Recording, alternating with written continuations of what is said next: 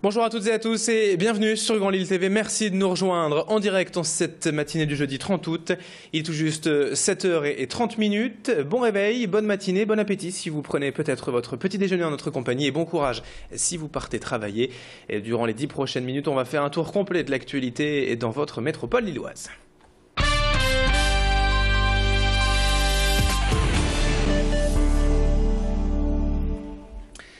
Et on n'y coupera pas, bien sûr, l'actualité du jour. Et on démarre ce journal avec un mot de la braderie à la veille de l'événement.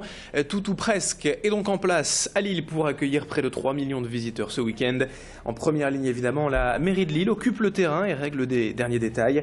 Organisation générale de l'espace, sécurité et poste de secours. Tout doit être prêt pour demain, le jour J. Au niveau de la circulation également, comme chaque année, tout est mis en œuvre pour assurer un maximum de fluidité.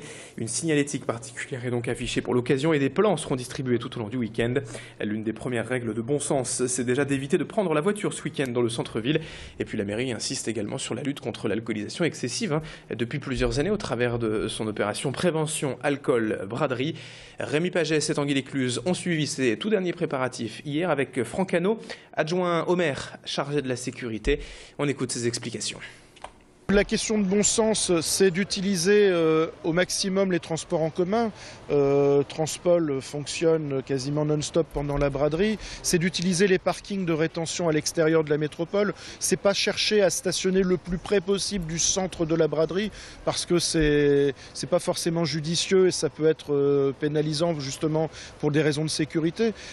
Utiliser les transports en commun, ils sont efficaces, performants et particulièrement disponibles en ce week-end de braderie. Et en marge de cette braderie 2013, notez ce préavis de grève à la SNCF déposé par les syndicats de cheminots pour demain, samedi, dans toute la région. Seul le réseau TER sera concerné avec environ 2 trains sur 3 en circulation. Et rien à craindre donc toutefois pour les TGV et TER-GV.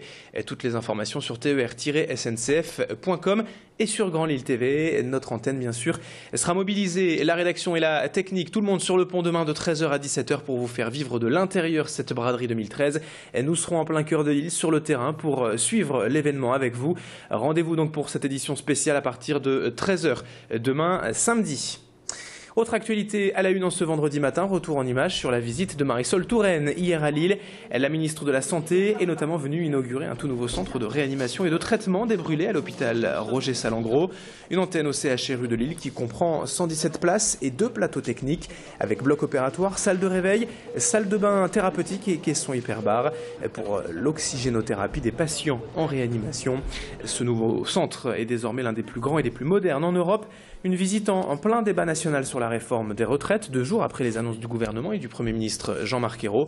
On écoute d'ailleurs à ce sujet la maire de Lille, Martine Aubry, qui était présente sur le terrain hier aux côtés de la ministre. Elle évoque ce dossier des retraites. Alors que M. Fillon avait pris des engagements il y a déjà 15 ans, pour la première fois, les travaux pénibles seront pris en compte, car on sait bien quand on travaille dans une situation difficile, eh bien on est plus usé, j'y dirais, psychologiquement et physiquement. Et puis la situation des femmes, la situation des précaires, pour la première fois, est prise en compte.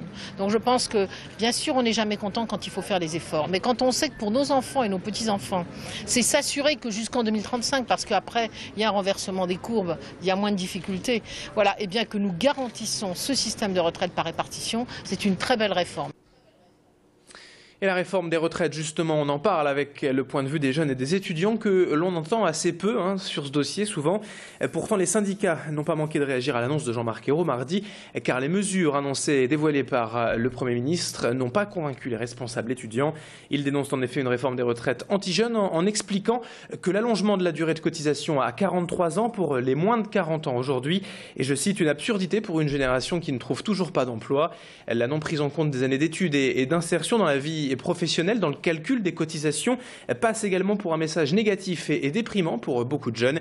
Explication avec l'un d'entre eux, le responsable lillois du syndicat UNEF, Léo Voisin, qui était hier à l'invité d'Alexandra Gossin. C'est surtout dans les 5 ans qui suivent la fin des études et c'est une aide de 1 000 € seulement sur un trimestre. C'est-à-dire que pour racheter une année, un ancien étudiant devra débourser 4 000 €, ce qui est pour la plupart des gens impossible à cet âge-là parce que le taux d'épargne des moins de 30 ans est quasi nul.